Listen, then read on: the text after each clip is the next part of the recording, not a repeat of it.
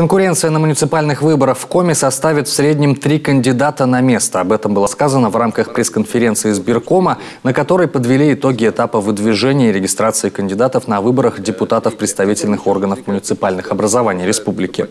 Всего в Коми замещается 404 мандата. При этом по одно- и многомандатным округам свою кандидатуру выдвинули 1089 кандидатов.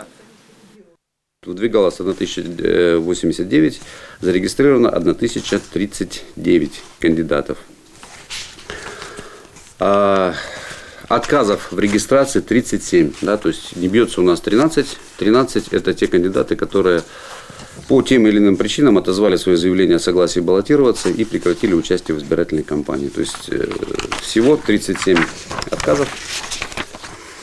Ну и в целом конкурентность, альтернативность на выборах по одномандатным и многомандатным избирательным округам около 3 кандидатов на 1 депутатский мандат. Всего же первичный отбор не прошли 3,5% от заявленных лиц. Избирком выделил 3 основные причины, из-за которых кандидаты выбыли из предвыборной гонки досрочно.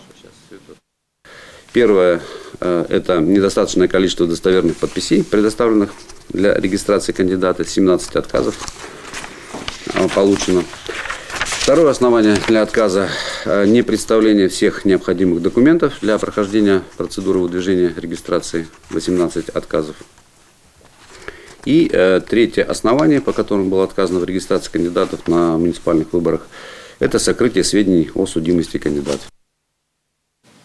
Отметим, что на внутренних выборах от партий за депутатские мандаты будут вести борьбу «Единая Россия», «Коммунисты России», «Справедливая Россия», ЛДПР, «Родина» и КПРФ.